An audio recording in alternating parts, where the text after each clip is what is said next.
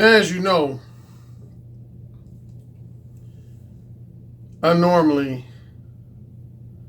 don't like when my followers, supporters, and clients ask me my opinions on other people's commentary, other people's philosophies, other people's opinions, particularly like other dating coaches, PUAs, and just other people in the manosphere. Hey, Alan, what do you think about dating coach so-and-so saying so-and-so? Do you agree or disagree? 95% of the time, I don't like those type of questions. Because my attitude is that person is who they are, and I am who I am. My attitude is, why do you care what my opinion is on, if I believe in a low carb nutrition regimen and somebody else believes in a low fat diet regimen, what difference does it make what I think about whether or not they endorsing a low fat? If I'm endorsing low carb, what difference does it make? The only time I generally don't mind when people ask me my opinion is when somebody has specifically said something disparaging about me. Then that's when I actually don't mind people asking me my opinion. Like if somebody says, hey, Alan, this other dating coach said that your Mode 1 approach is this, and your Mode 1 approach has this detriment and this flaw and this weakness. What do you think about that? Yeah, I don't mind addressing that, because that has specifically to do with me. But when people ask me just my opinion on some advice or opinion that another dating coach or pickup artist or someone else in the manosphere express, most of the time I don't care. But anyway, that said, I was recently asked about two people. In the last 24, 48 hours, I was asked my opinion on two people. And honestly, I've been asked about these two people before. One person I was asked about is Roosh V. Roosh V, who a lot of people in the manosphere are familiar with. Notifications. Hold on. Sorry about that.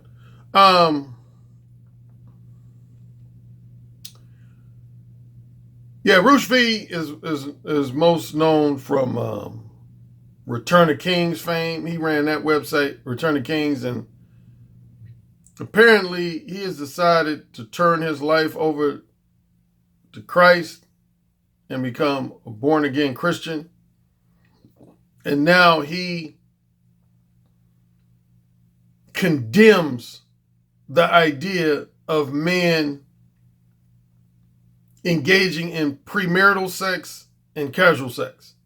He now, according to what I've heard, that he actually condemns the idea of men engaging in sex with women outside the context of marriage. I would say if that's his choice, good for him. Good for him. I won't lie. There's a small part of me that is skeptical, but we'll see. Because Roosh is a master marketer, man. One thing I know, I don't know Roosh, I've never met him personally, but he's a masterful marketer. He knows how to market himself.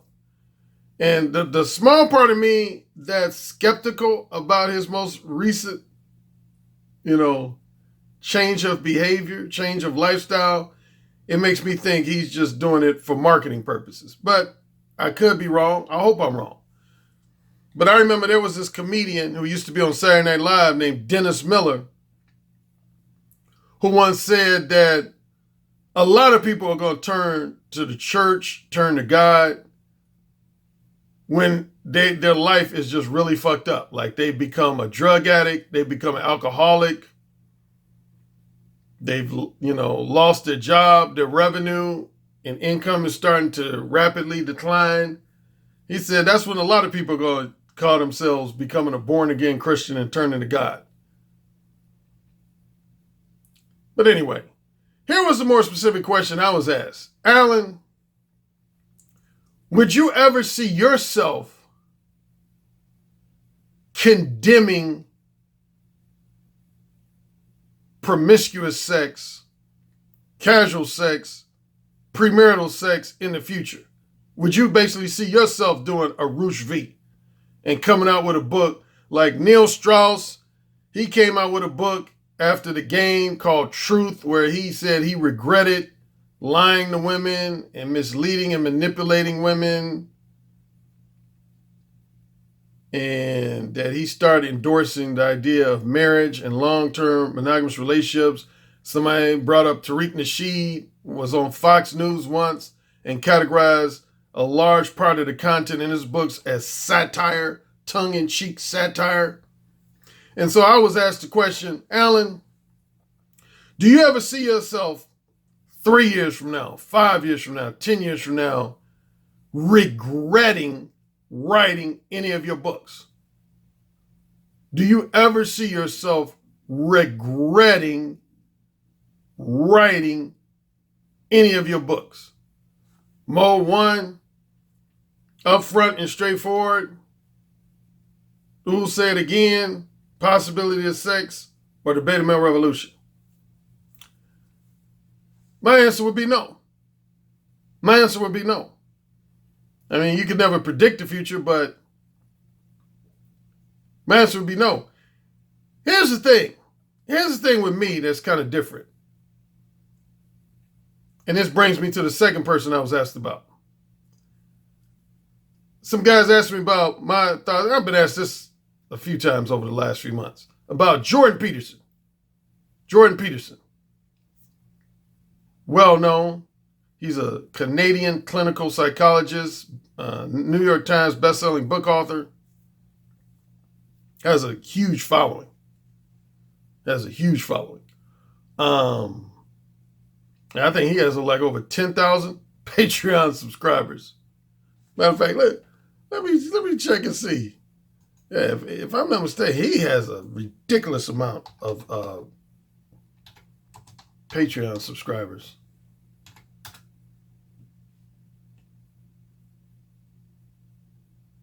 Oh, he left. Oh, I didn't know that. Huh. Jordan Peterson actually left Patreon. Huh. I didn't know that. I'm sure some of you all probably are like, duh, Ellie, you didn't know that? Duh, Ellie, you didn't know that? Wow, I didn't know he left. Well, it said before he left, he was making, get this, he was making $80,000 a month. He was making $80,000 a month on Patreon, but evidently he felt like Patreon was beginning to censor him, so apparently he left. But yeah, before he left, he was making $80,000 a month on Patreon. Wow. I just feel humbled. I just feel humbled, very humbled. I was excited to have doubled. In the last 3 months, I've doubled my Patreon subscribers. And I was excited about that. Yeah. In the second week of March of this year, I had only 170 Patreon subscribers. Now I have, as of this morning, I had 338 or 339, which makes me one or two shy of doubling my Patreon subscribers. But anyway, compared to Jordan Peterson, that's a microscopic drop in the bucket. But yeah, somebody asked me about, because, there was a New York Times article that was written about Jordan Peterson saying he endorses enforced monogamy. He believes that monogamy is not only a good thing, but it should be enforced. Well, I think most of you know my simple response to that. Didn't we try that already? Didn't we try that already? Why do you think you had the second wave of feminism in the 1960s? Because women didn't want to be forced to marry men that they weren't physically attracted to or sexually attracted to. That's literally over half the reason why you had the second wave of feminism. It's because women got tired of their fathers basically trying to pressure them into dating guys and marrying guys who they did not find physically attractive or sexually appealing. My question to men is, why would you want to be in a relationship with a woman that's not genuinely attracted to you physically and sexually? Why? Why would you want that? Now, Jordan Peterson, one of his arguments is that he believes if everybody promoted monogamy and engaged in long-term monogamous relationships, it would diminish the propensity for male violence. I allude to that in my book, The Beta Male Revolution. So I'm not 100% against that in theory. In theory, I'm not 100% against what he said. Because, as you know, I did a video last year where I said, man, most men are natural play haters, man. They just are. Most men are natural play haters, man. As you know, I first experienced that in a major way beginning the first year I experienced that was my senior in high school, man. That's when I first realized that a lot of men are jealous, envious, play hater types, man. In a nutshell, a lot of men do not like seeing other men getting more pussy than them. They don't like seeing other men getting higher quality pussy than them. I say both higher quality and or higher quantity pussy than them. That's number one. Most men don't like seeing other men getting higher quality and or higher quantity pussy than them. Secondly, most men don't like seeing a man get pussy without investing the same amount of time, effort, and money as they had to get that same pussy. That's the second most thing men don't like. For example, let's say I fuck a woman named Michelle and another man fucks a woman named Michelle, but I fuck Michelle, like say within 24 hours after I met her without spending any money on her, without spending any time with her non-sexually. But another guy, he had to wait 6 months to fuck Michelle, and he had to wine and dine and spend a lot of money on her in order to fuck her. Once he finds out about me, he ain't gonna like me. He ain't gonna like me. And I've literally had that happen in real life. He ain't gonna, oh, I thought I turned my computer off. He ain't gonna like me. Because he's gonna feel like, damn, I had to invest much more time, effort, and money into fucking Michelle than this Alan Roger Currie motherfucker did. Why was he able to get the pussy so quickly and easily and so inexpensively? Now, I know the obvious question would be, man, say, well, Alan, there are popular porno stars that men adore and respect. They don't hate on porno stars and they get a lot of pussy. So, how do you explain that? Well, I've explained that at least once before.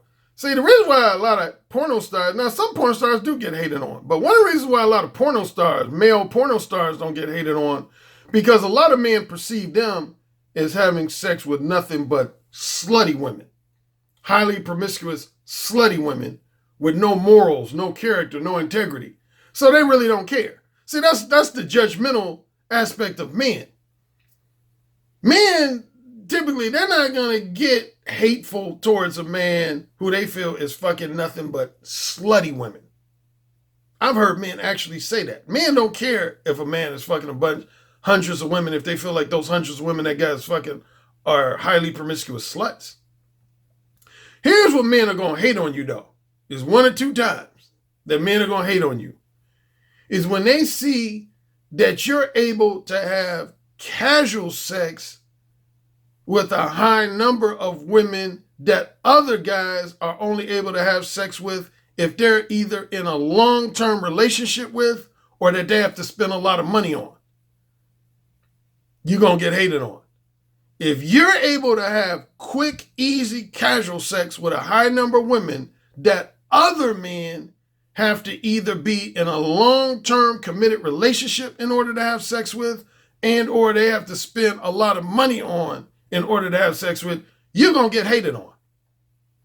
I've been hated on by men in that regard. Second thing is women, you're like the first guy to take a lot of women's virginity. In other words, you're having sex with a lot of good girls. Like, say you were the first guy to have sex with as many as like 25 to 30 different virgins. You're going to get hated on by men. Men ain't going to like you.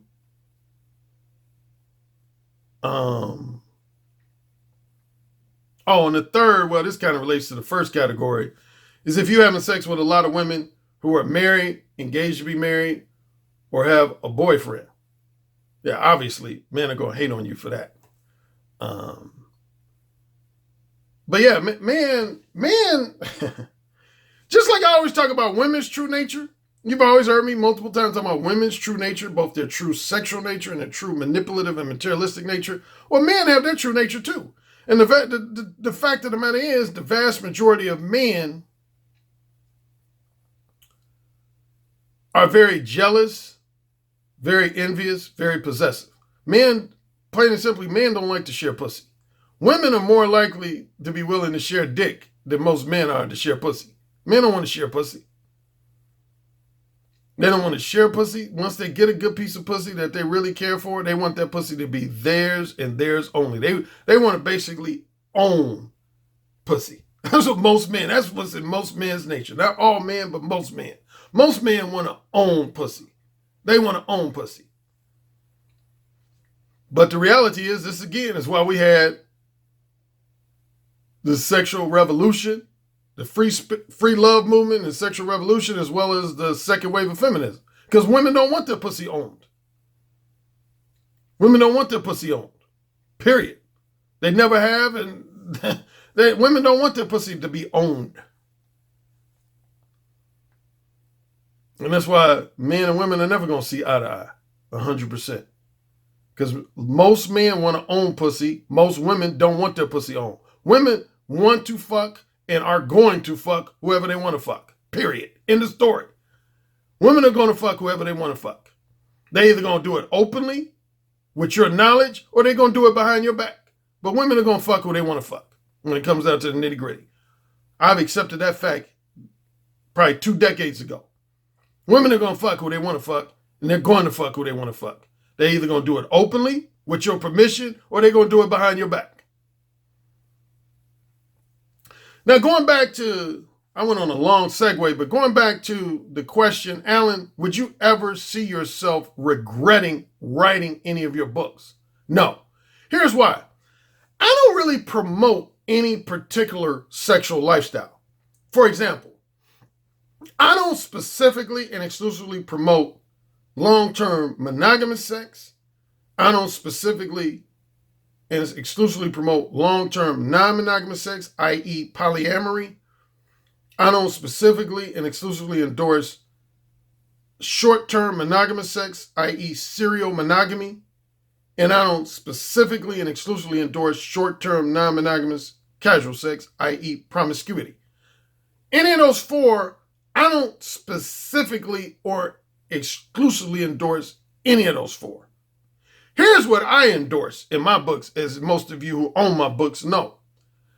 I'm just all about being upfront, specific, and straightforwardly honest about whatever your interest is.